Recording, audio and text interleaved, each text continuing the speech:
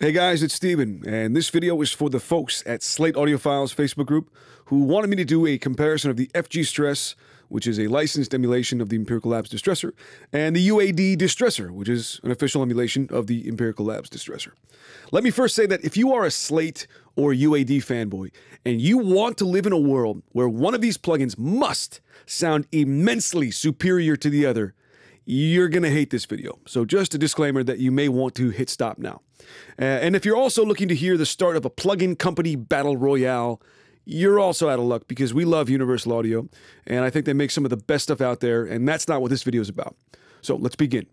One of the most common mistakes that you'll see when people compare plugins is that they assume that matching the plugin settings, the knob parameters, should render the same process sound, but 'tis not the case.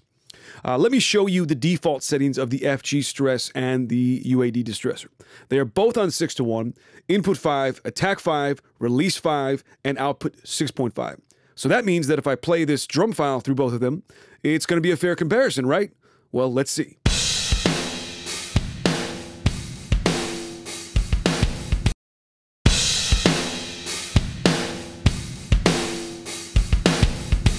So despite the fact that they are in the same settings, the FG Stress is clearly compressing more and has a lower output. Now, why is that?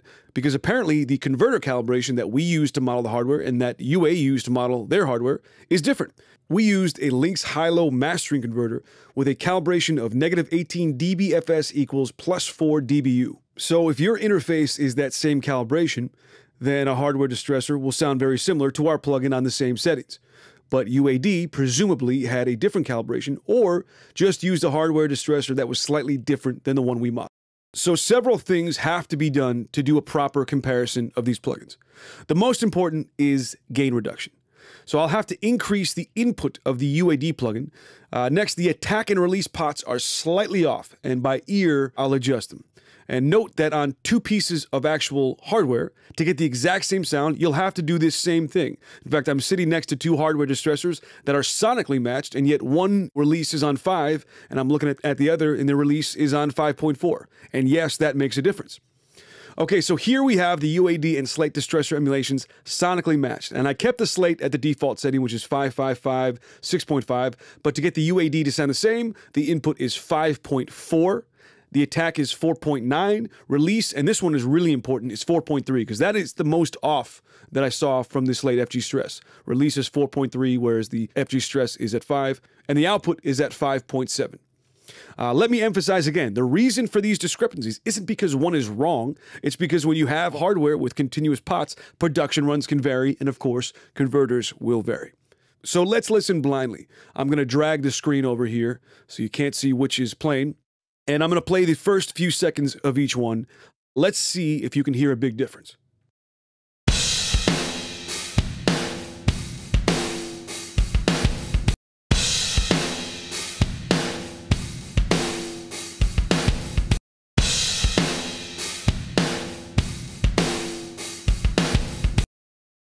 So, did you hear a big difference?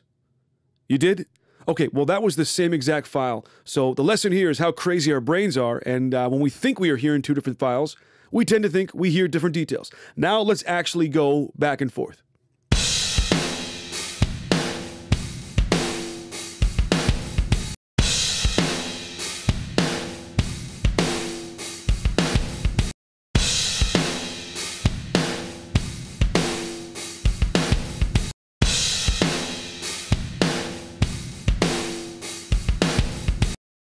Pretty damn similar. So the conclusion here, guys, is that both of these plugins can sound pretty darn similar. I would even say pretty indistinguishable. Both sound like the hardware distressor, and if you can't make a great mix using either of them, you should probably worry more about working on your skill and technique and less on plugins. I mean, really, you guys are so lucky to have so many great tools to use. Now, when I was starting out in recording, we didn't have any distressor plugins. And I had to walk 10 miles to the studio in snow without any shoes on.